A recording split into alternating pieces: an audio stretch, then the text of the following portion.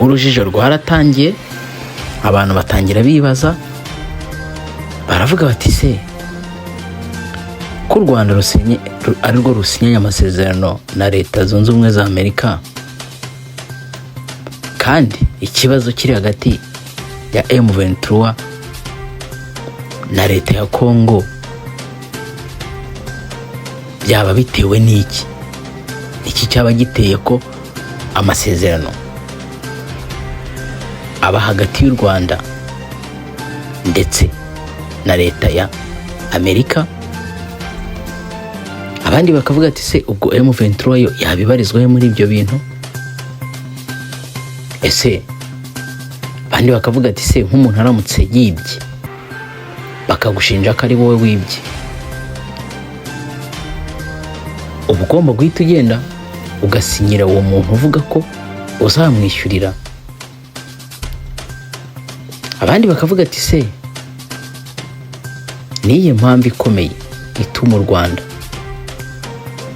rwisanga mu ntambara muri Kongo? Bati se niba ari M23 bashinja yuko yaba irwana ku ruhande rw'u Rwanda, u Rwanda narwo rukavuga ko winjira muri Kongo kubera ikibazo cya FDL, abaturanyi, ibihugu by'abaturanyi n'ibindi bihugu byinshi byo muri Afurika bikavuga ati se u Rwanda kuki rutagiye ku mupaka ngo ruhashyire ubwirinzi,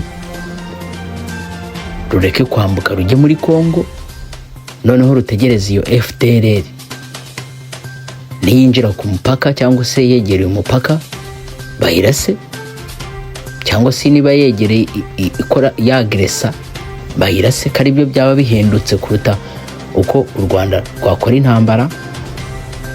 Ubwo bavuga ibyo babihera ku Rwanda rwasinye amasezerano hagati yarwo na Kongo na Leta Zunze Ubumwe za Amerika y'amahoro.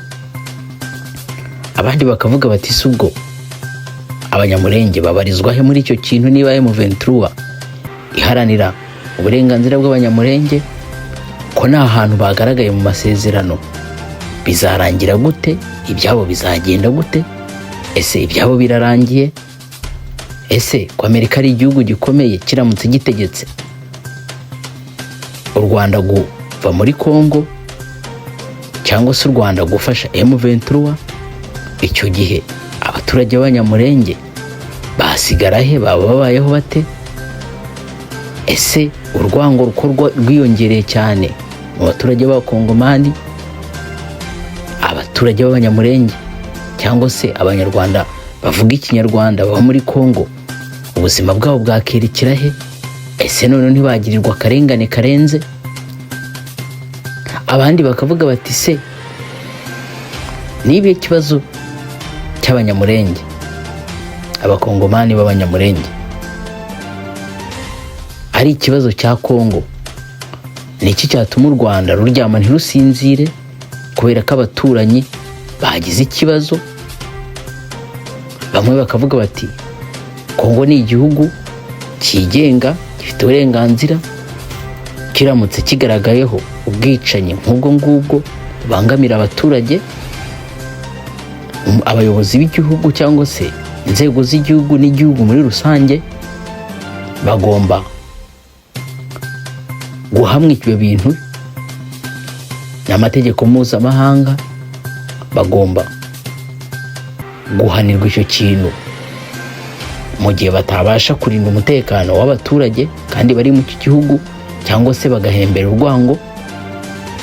Abandi bakavuga bati mbere y'uko intambara iba, urwango ntago rwari ruri hejuru nk'uko rungana ubu ngubu.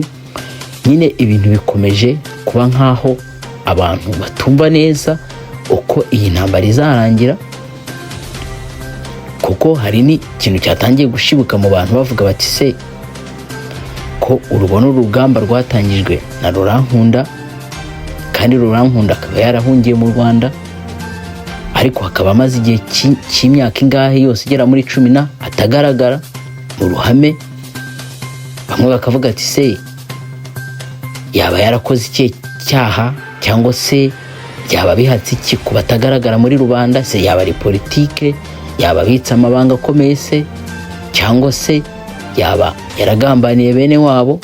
Kuko niba ashobora kuba ari we watangije igitekerezo, akaba atagaragara muri rubanda, akaba atagaragara aho urugamba rubera, ese ari kuruyoborera mu kindi gihugu, asari kuruyoborera mu Rwanda? Bamwe akavuga ati ariko se umuntu yayobora urugamba imyaka igera muri 10 ariko ntanagaragare muri public n'umunsi n'umwe, cyangwa se ngo wumve hari n'ijambo yavuze? Abandi bakavuga ati ariko abavuga ko afite uburenganzira n'ubwisanzure mu gihugu cy'u Rwanda bwaba buri hehe niba abana be bashobora kuba bajya ku ishuri bagakora graduation ariko papa wabo ntanabavugishe? Bakavuga ati iyo politike nayo ko yabiri hejuru.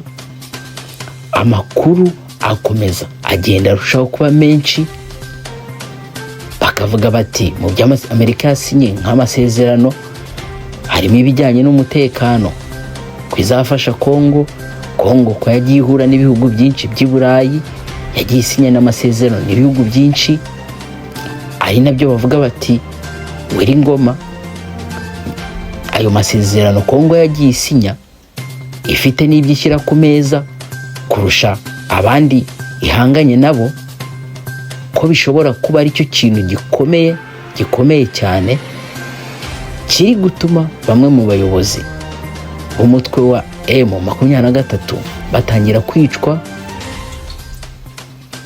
Bakavuga yuko ibihugu byinshi bikomeye biri involved muri no ntambara. Mbere byagaragaraga ko Kongo isa naho idafite imbaraga na nkeya n'ubutasi bwayo budakora, ariko wareba nka operation yo kwica Wiringoma ukabona atari operation yakozwe gusa, wenda ubundi igisirikare cya Kongo cyararwanaga kikaba cyakica abantu basanzwe, ariko kwica umuntu w'umuyobozi ku rwego rw'umuvugizi nka Wiringoma byari bitarabaho. Bikaba bivugwa yuko hari n'abandi basirikare benshi bapfuye. Ese abantu bakavuga ati ese iyi ntambara izarangira gute? Ese iyi ntambara nirangira izasiga abanyamurenge bamerewe gute? Ese kizaba igisubizo gute? Ese abandi bakavuga bati se Amerika izatanga garanti ku baturage n'ihohoterwa, cyangwa se Kongo nayo izatanga security ivuga iti aba bantu nituguma kubica cyangwa se nibaguma guhohoterwa kiraza kuba ikibazo?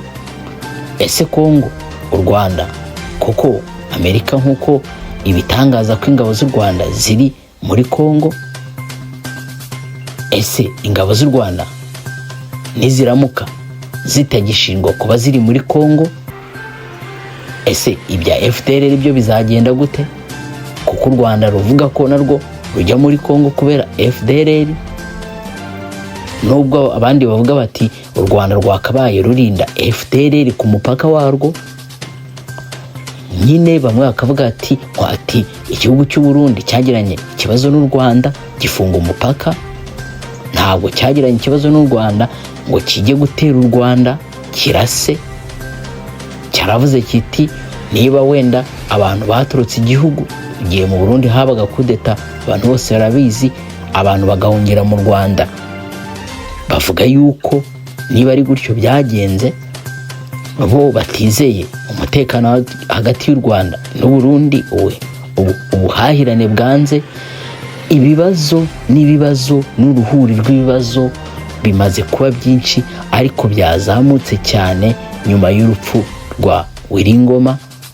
Abantu batangira kwibaza se muri M23 ho haba harimo umwuka utari mwiza, ko hari kuvuga ikintu cyenda kuba nk'ubugambanyi hagati y'abayobozi, cyane cyane ko harimo igice cy'abantu b'abanyamurenge, hakabaho n'igice cy'abantu b'abakongomani, kandi abantu bazi abaturage bo muri turiya duce, cyane cyane u Rwanda, u Burundi, abakongomani bose ibyaruko n'abagande.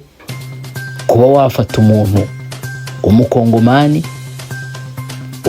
utari umunyamurenge kugira ngo yizere umukongomani, abakongomani muri rusange ni abantu uburyo muri kara gace babafata utakizera 100%. ese bino bintu byaba ari intangiriro y'ibibazo byaba biri muri M23, ko abantu bamwe bavuga ko abantu bamwe bari muri M23 ari abagambanyi? Ibi bintu byose biraguma gukurura impaka nyinshi, haba ku social media, haba mu biganiro, haba mu basesenguzi. Ese ibi bintu birarangira gute? Aya makuru araguma agenda aba menshi, uko agenda aba menshi turagenda turushaho kuba podetinga, tuganira, duha n'ibitekerezo. Ariko namwe mbere yuko dusoza kino kiganiro, mwe mubona iyi ntambara izarangira gute? Mubona yarangizwa gute? Ese bona yuko iyi ntambara yakomeza, cyangwa se bakumva ko M23 yatsinda urugamba irutsinze? Byaba bimeze gute? Byagenda gute? Se yarutsinda igafata Kongo? Abantu mutubwire uburyo mubibona, ariko turabasezeranya ko amakuru tugenda tuyasesengura buhoro buhoro, tuganira buhoro buhoro kuri izo ngingo umunsi ku munsi. Murakoze.